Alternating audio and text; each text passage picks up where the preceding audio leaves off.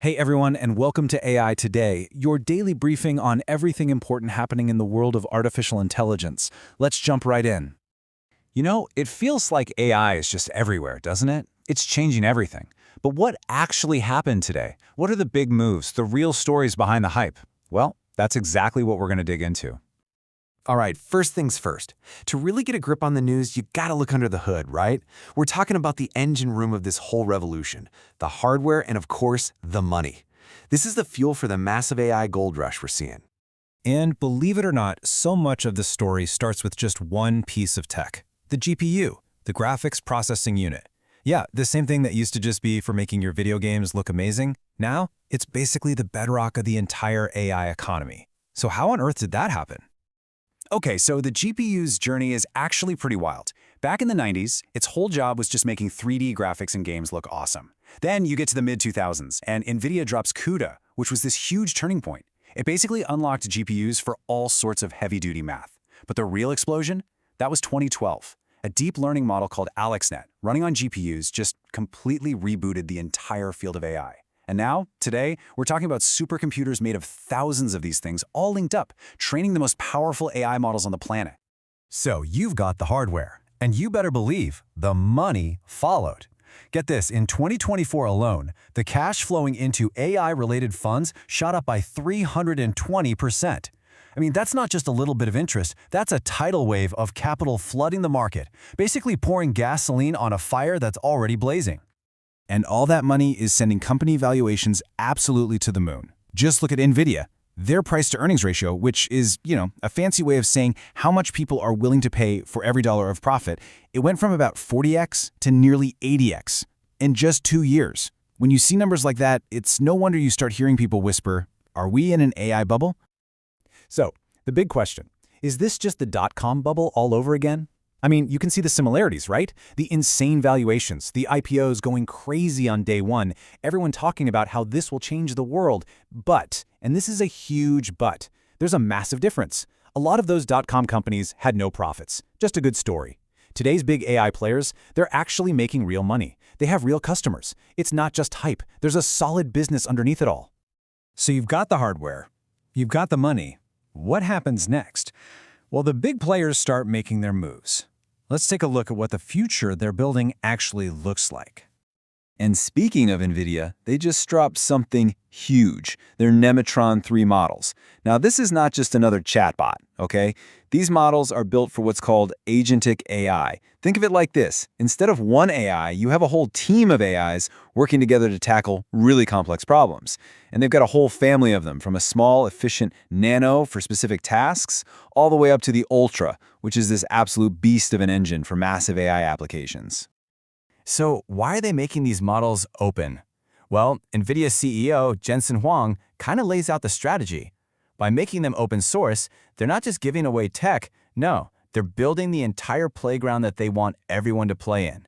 The goal is to make their whole ecosystem the default choice, the foundation for whatever comes next in AI. And of course, if everyone's building on your platform, they're going to be buying your hardware. Okay, so you've got the private sector moving at light speed, building these incredibly powerful tools. And meanwhile, governments are absolutely scrambling to keep up. For the US government, their big play starts with a single number, 1,000.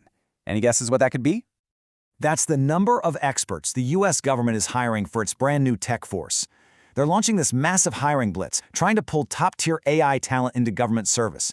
It's a huge move to try and compete in what is, frankly, a global war for the smartest people in this field.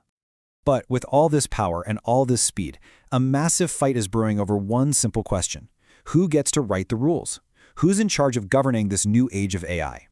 And in the US right now, we're seeing a full-on collision course between the federal government and the states. The White House just issued an executive order trying to create one single national AI policy.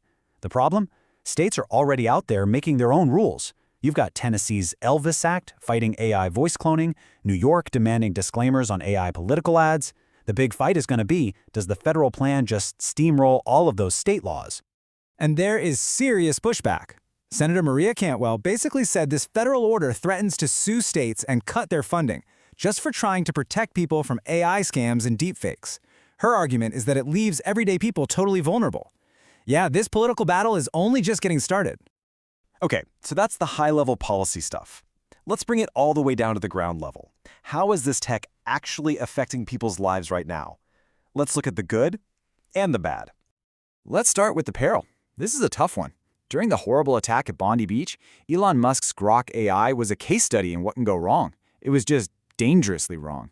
It reportedly mixed up footage, misidentified a victim as a hostage from a completely different conflict, and, get this, it described a video of a police shootout as footage from a tropical cyclone. It's a really chilling reminder that right now in a crisis, these things can just pour fuel on the fire of misinformation. But on the flip side, there's incredible promise. Take a look at this. In hospice care, AI is being used to lift the crushing weight of paperwork off of nurses. Over half are using it for things like voice dictation. Others are using it for auditing or even for predictive alerts to help patients. And this is the key. It's not about replacing nurses. It's about freeing them up to do what only humans can do. Provide actual compassionate care to people at the end of their lives. So what's on the horizon? Two quick things you should definitely keep on your radar. First is this idea of sovereign AI. You're seeing entire nations, like Qatar, building their own AI clouds so they can control their own data and not depend on anyone else. Second, you have the weird and wild intersection of AI and crypto. It's a market that's expected to more than triple by 2026 as people experiment with building decentralized AI. And all of this, the money, the tech, the politics, the real-world impact, it all leads to one final, really big question for all of us. This technology is not slowing down. It is getting faster, smarter, and deeper into our lives literally every single day. So are we ready? Are our governments, our laws, are you ready for the world that it's creating? See you tomorrow on AI Today for more AI news about AI made by AI.